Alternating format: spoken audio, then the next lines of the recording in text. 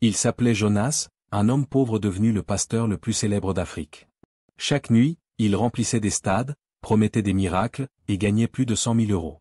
Mais derrière les prières et les louanges, il avait scellé un pacte avec l'ombre. Chaque guérison coûtait une vie. Chaque bénédiction avait un prix caché. Jusqu'au jour où l'Esprit lui réclama son propre fils.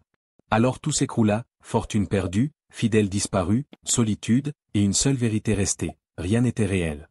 Fuyant dans son village natal, Jonas découvrit que le plus grand miracle n'est pas de guérir les corps, mais de retrouver son âme. Et lorsque son fils revint, vivant, il comprit enfin.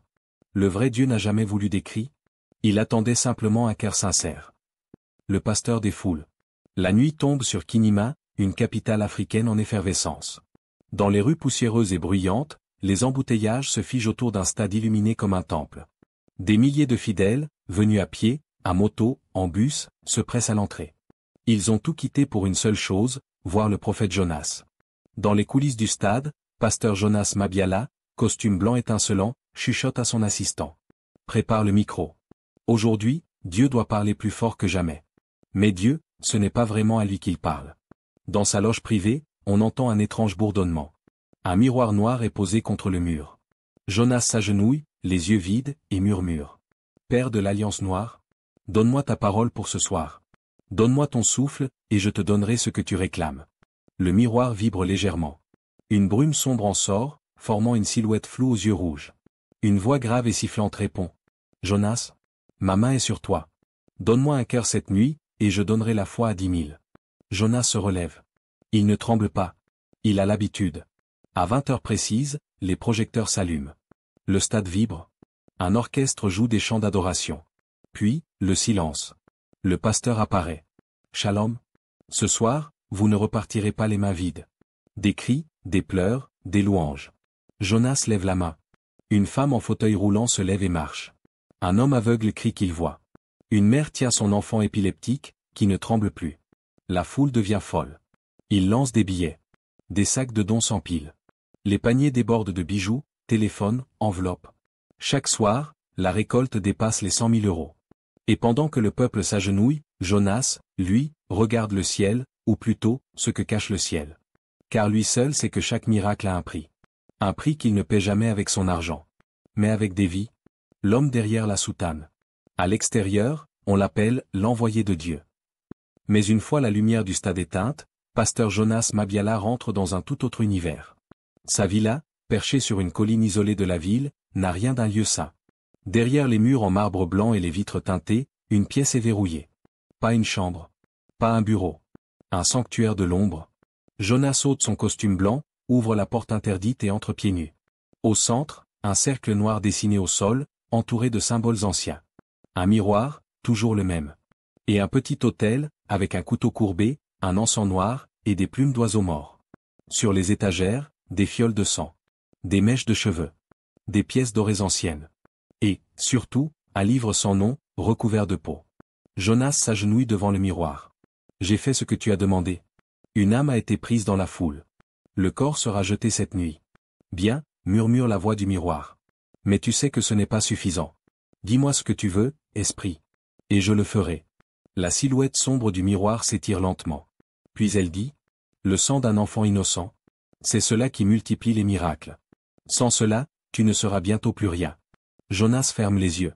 Il transpire. Un éclair traverse son esprit, le visage de son propre fils, Noam, 10 ans.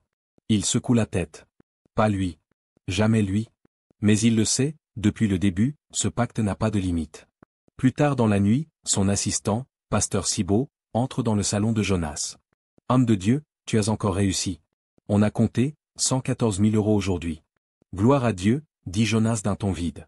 On devrait acheter une radio, une chaîne TV. Tu es au sommet. On pourrait même construire un temple international. Jonas sourit. Mais son regard se perd au loin. Il pense à la petite fille de ce soir. Celle qui est tombée en transe.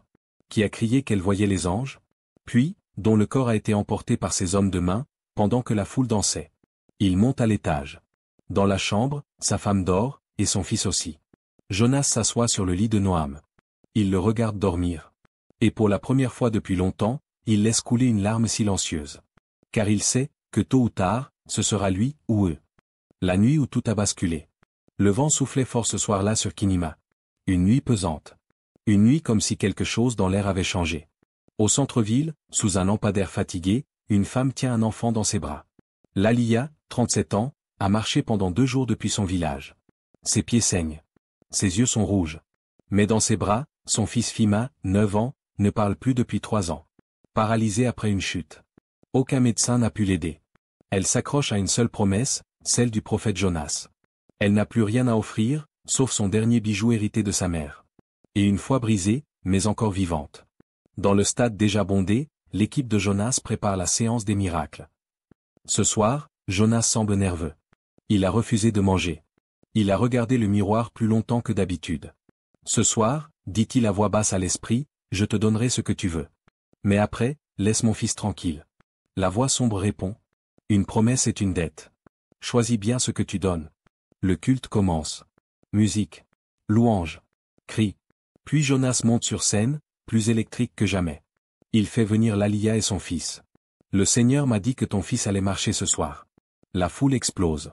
Jonas lui impose les mains. Il hurle, transpire, tremble.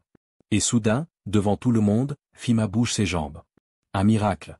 Un vrai miracle. Lalia tombe à genoux en pleurant. La foule jette des billets, des bagues, des téléphones. C'est l'apothéose. Mais dans les coulisses, les gardes du pasteur emportent discrètement Yacine. Il doit passer par la salle de repos, dit Sibo. C'est la procédure. Mariama est distraite par une prière. Et quand elle cherche son fils 1 heure plus tard, il est introuvable. Où est mon enfant? Hurle-t-elle.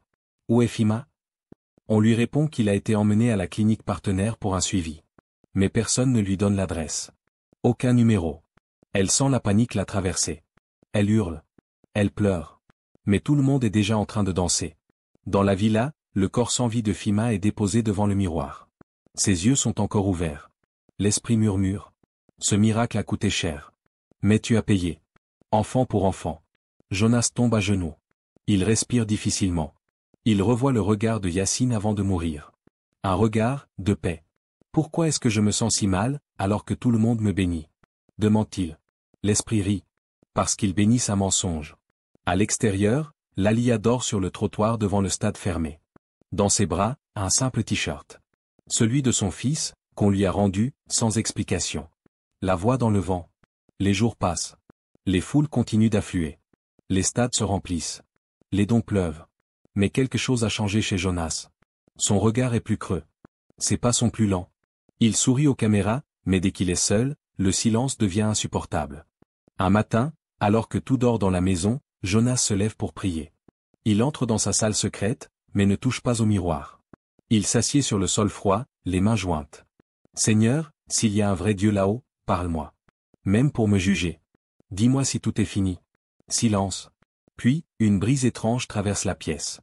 Les fenêtres sont fermées, pourtant le vent circule. Un vent tiède. Mais chargé d'un murmure. Une voix de femme. Très faible. Tu ne guéris personne, tu échanges les âmes.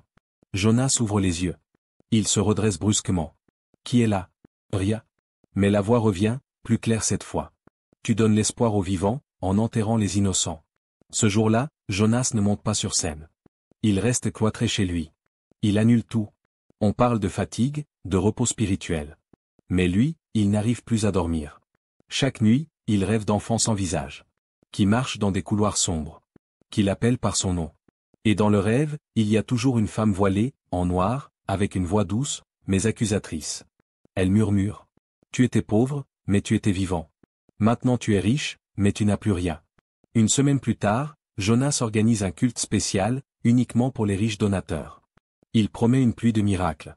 Mais en pleine séance, alors qu'il pose les mains sur une femme riche en fauteuil, rien ne se passe. Il recommence. Il crie. Il sue. Mais rien. Et soudain, un enfant dans la foule crie. Arrêtez-le. Il a pris mon cousin. Il ment. Un silence glacé tombe sur la salle. L'enfant est emporté. Jonas rit nerveusement. Il dit que c'est une attaque spirituelle. La foule l'applaudit quand même.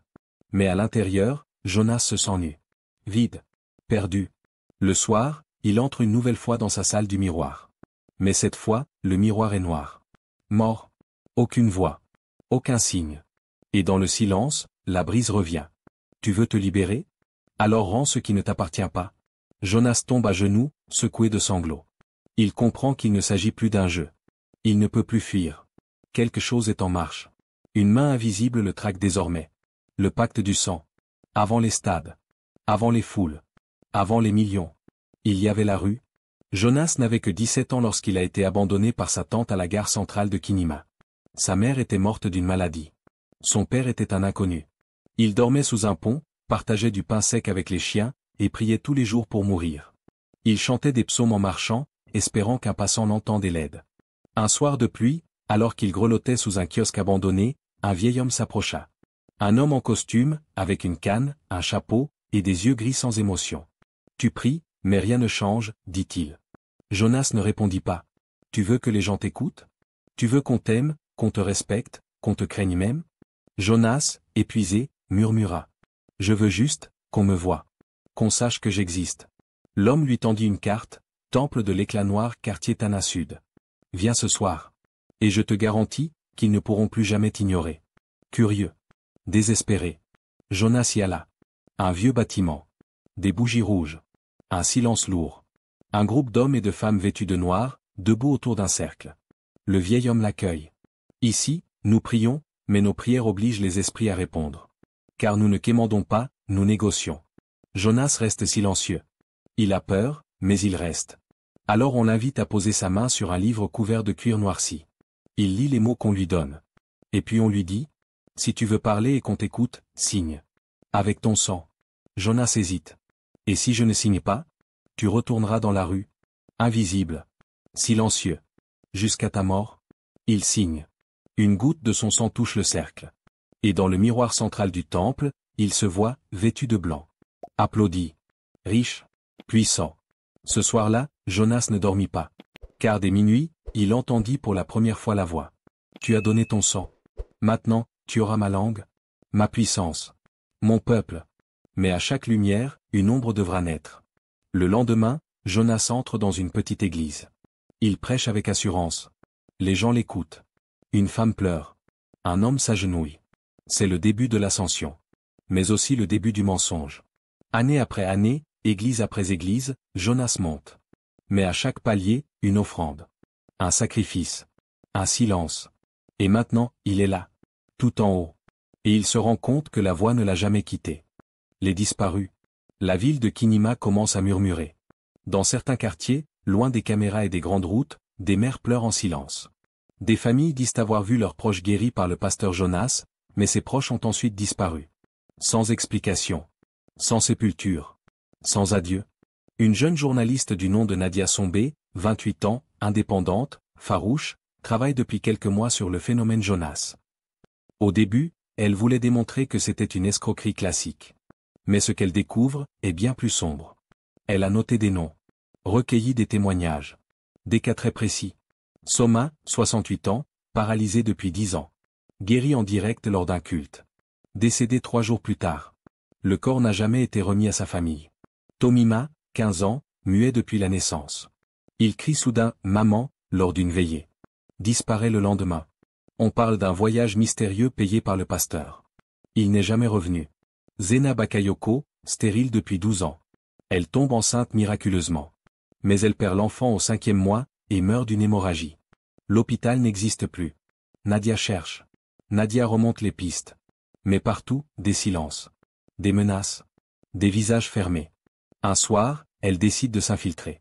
Habillée comme une simple fidèle, elle assiste à une nuit de feu dans un stade secondaire. Jonas est là, lumineux, sûr de lui. Il fait monter sur scène une vieille dame aveugle. Il prie. Il crie. Elle ouvre les yeux, regarde les lumières, et s'évanouit. La foule explose. Mais Nadia regarde ailleurs. Pas la scène, mais l'arrière-scène. Elle voit 2 hommes de sécurité emporter un corps, enveloppé dans un tissu noir, par une porte discrète derrière le podium. Elle les suit de loin, mais elle est stoppée par un garde. « C'est interdit là-bas, madame. Je suis journaliste. Et moi, je suis le mur entre vous et l'enfer. Rentrez chez vous. » Nadia comprend alors que ce n'est pas juste une affaire de mensonge. C'est un système. Une mécanique infernale bien huilée. Elle décide de piéger Jonas. Le lendemain, elle prend contact avec une femme prête à feindre une maladie incurable. Nadia filme tout. Elle veut capturer la vérité. Mais en pleine veillée, la fausse malade est miraculée, et dans la nuit, elle est réellement tombée malade. Gravement. Transportée à l'hôpital. Coma. Nadia, bouleversée, regarde les images. Rien n'explique cela. Sauf, l'ombre. Sur l'enregistrement, derrière Jonas, un détail glaçant. Une silhouette noire, floue, passe entre deux rideaux, mais personne ne semble la voir. La journaliste commence à douter de tout. Elle ne sait plus si elle enquête sur un homme, ou sur un démon. Mais elle jure, en pleurant devant la mère d'un disparu. Je trouverai la vérité. Même si elle me brûle. Même si elle m'arrache la voix. La révolte de l'esprit. Jonas dort mal depuis plusieurs nuits. Il sent une pression dans sa poitrine. Comme si quelque chose rampait en lui. Comme si son propre cœur refusait de battre à l'unisson avec ses paroles. Il se tient debout devant sa piscine, en pleine nuit, un verre à la main. Le vent est chaud. Mais son âme est glacée. Le miroir, dans la pièce secrète, est devenu plus actif. L'esprit ne chuchote plus, il exige. Ce soir, Jonas y entre, les yeux rouges. « Que as-tu encore à me prendre » hurle-t-il. « Ton nom, » murmure l'ombre. « Ton image. Ton fils. » Jonas recule. « Tu as tout eu. Du sang, des âmes, des prières, des promesses. Tu m'as dit que je serais protégé. Tu étais protégé, tant que tu étais obéissant. Maintenant tu doutes. Tu pleures. Tu pries ailleurs. » Un silence pesant. Puis l'esprit frappe fort. « Donne-moi ton fils, Noam. » Jonas tombe à genoux. Il crie. « Non. Pas Noam. » Il n'a rien demandé. Mais l'esprit insiste. « Tu as promis de me suivre jusqu'au bout. Ton fils est ton prix final. Ou alors, tout ce que tu as deviendra cendre. » Le lendemain, les comptes bancaires de Jonas sont vides. Ses maisons à l'étranger sont saisies. Les dons n'arrivent plus. Sa page officielle est piratée. Des photos compromettantes y apparaissent. La presse commence à parler de sacrifices humains. De vidéos suspectes. D'étranges disparitions. La foule diminue. Les fidèles doutent. Et puis, un matin, Noam ne se réveille pas dans sa chambre. La fenêtre est ouverte. Aucune trace. Jonas panique. Il crie. Il accuse tout le monde. Mais au fond de lui, il sait. Il retourne en courant dans la salle du miroir. Il tombe à genoux. « Rends-moi mon fils. Prends ma vie, ma fortune, mes souvenirs. » Mais pas lui. Pas lui. Le miroir se fissure légèrement. Une voix froide répond. « Tu as eu les miracles. Tu dois le deuil. » Sa femme, Léontine, est introuvable. Le personnel de la maison démissionne. Les anciens membres de l'église fuient. Son assistant Sibo tente de le rassurer. « Ce n'est qu'une attaque spirituelle, pasteur. Le diable te combat. » Jonas le regarde avec des yeux vides. « Tu n'as rien compris. Ce n'est pas le diable qui me combat. C'est celui que j'ai nourri pendant 10 ans, qui réclame sa part. » Et puis un jour, la foule se retourne. Un homme dans la rue l'insulte. Une femme le traite de sorcier. Des enfants lui jettent des pierres. Son nom, autrefois chanté, est maintenant maudit. Il essaie de prêcher dans une église amie. On ferme les portes. Jonas n'est plus qu'une ombre. Il quitte la ville. Seul. Sans téléphone. Sans voiture. Avec une valise et une photo de Noam. Il retourne dans le village de sa mère. Là où il avait chanté pour manger. Là où tout a commencé. Et là, dans le silence du vent, il entend à nouveau la voix de la femme en noir. Elle lui dit. « Tu as assez perdu. Maintenant, tu dois choisir entre mourir, ou renaître. » Le cri du vrai miracle. Le village de Mbanzakota n'a ni électricité stable, ni eau courante. Mais Jonas s'y sent, en vie pour la première fois depuis des années. Les enfants jouent dans la boue, les vieillards dorment sur les nattes, et les cloches de l'église en bois résonnent faiblement au lever du soleil. Jonas se tient à l'écart, dans une case délabrée au bord de la colline. Il ne parle à personne. Il mange peu. Il prie. Mais ce ne sont plus les prières apprises dans ses croisades. Ce sont des cris de l'âme. Brut. Ab. Seigneur, si tu existes encore, et si tu ne m'as pas déjà rejeté, alors prends ce qu'il reste. Et fais de moi un homme, pas un monstre. Un jour, alors qu'il marche dans la forêt voisine pour chercher du bois, il rencontre un vieil homme aveugle. Assis sous un baobab, l'homme lève la tête comme s'il le sentait. « Tu es revenu, dit-il simplement. Vous me connaissez ? Non. Mais les esprits de la forêt, eux, te sentent. Tu es comme une rivière empoisonnée. Tu as coulé longtemps, mais tu peux encore être purifié. » Jonas s'agenouille, bouleversé. « Je veux briser le pacte. Mais je ne sais plus prier. Je ne sais même plus s'il m'écoute. » Le vieil homme sourit. « Alors fais un seul miracle, gratuitement. Un vrai. Sans chaud. Sans argent. Sans témoin. Fais-le, au nom du Très-Haut. Et laisse-lui le reste. » Jonas reste silencieux. Puis il murmure. « Mais je n'ai plus de pouvoir. Ce n'est pas le pouvoir qu'il veut.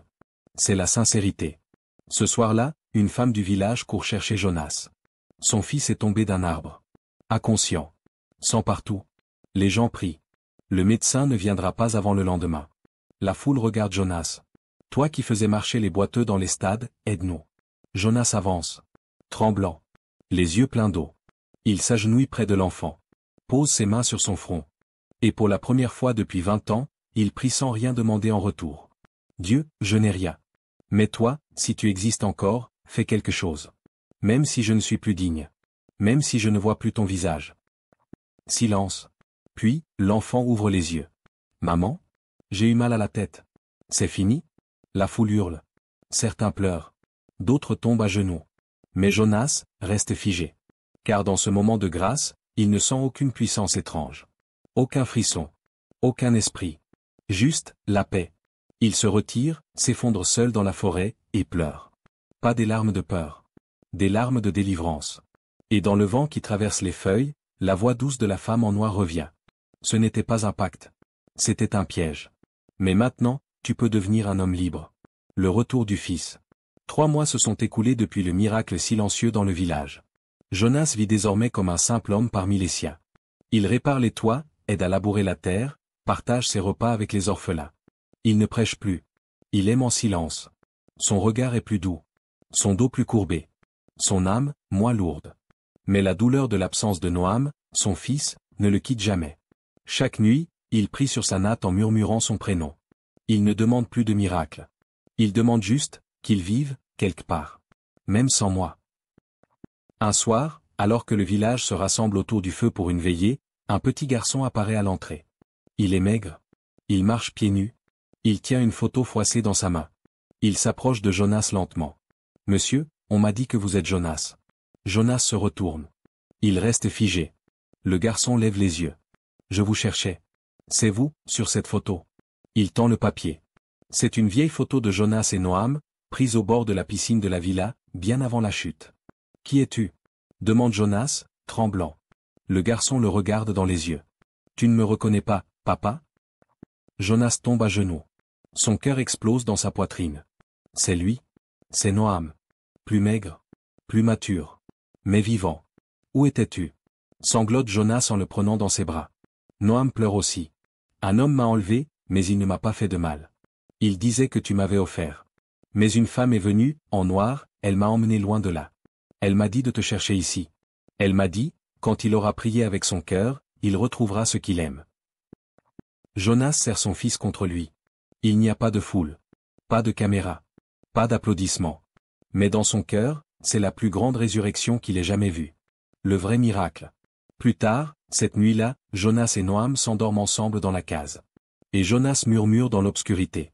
Merci. Je ne sais pas à qui je parle, mais, merci. Même dans les ténèbres, tu m'as écouté. Je croyais que j'étais perdu pour toujours. Et dans ses rêves, la voix de la femme en noir revient, douce et paisible. Tu n'étais pas perdu. Tu étais en chemin. Maintenant, enseigne-leur à ne plus chercher les miracles, mais le sens et l'évangile de la chute. 1 an a passé depuis le retour de Noam. À Kinima, plus personne ne parle du prophète Jonas Mabiala. Les journaux ont tourné la page. Les fidèles ont trouvé d'autres pasteurs, d'autres miracles à louer. Les projecteurs sont éteints. Les stades sont vides.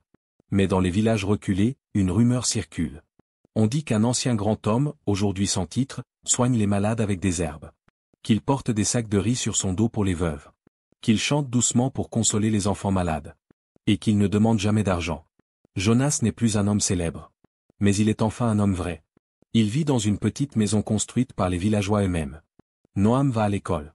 Il rit. Il joue. Et chaque soir, ils prient ensemble. Pas pour la gloire. Pas pour la richesse. Juste pour ne plus se perdre. Un jour, une grande journaliste arrive au village, Nadia Sombé. Elle retrouve Jonas assis sous un arbre, en train de raconter des contes à des enfants. Elle s'approche doucement. « Je ne pensais pas que tu accepterais de me parler. » Jonas sourit. « J'ai passé ma vie à mentir aux foules. Il est temps que quelqu'un raconte la vérité. » Dans une interview qu'elle publiera plus tard, Jonas raconte tout. Le pacte. Les sacrifices. Les disparus. La peur. La voix. Et surtout, le réveil. Il dit « J'ai eu tout ce que les hommes envient, l'argent, la gloire, les acclamations, mais je dormais dans la nuit noire. J'ai tout perdu. Mais j'ai retrouvé mon fils. Et j'ai trouvé la paix dans le silence. L'interview devient virale. Certains le pardonnent. D'autres l'insultent. Mais lui, ne répond à personne. Car il ne cherche plus à se justifier. Le jour de son 50e anniversaire, le village entier se réunit pour lui offrir un simple gâteau de manioc. Les enfants chantent. Les femmes dansent.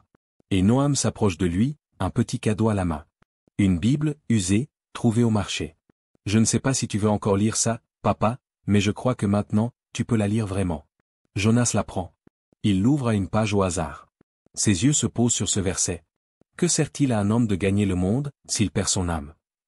Marc 8h36. Il sourit. Une larme coule. Et il murmure. Voilà, mon dernier miracle. Merci d'avoir écouté cette histoire. Si elle a touché quelque chose en vous, si elle a réveillé un souvenir, une émotion, ou simplement un peu d'espoir. Abonnez-vous. Pas seulement pour une vidéo de plus. Mais pour continuer ensemble ce voyage à travers des récits oubliés, des vérités humaines, et des silences qui parlent plus fort que les mots. Votre écoute donne vie à ces histoires. Merci d'en faire partie.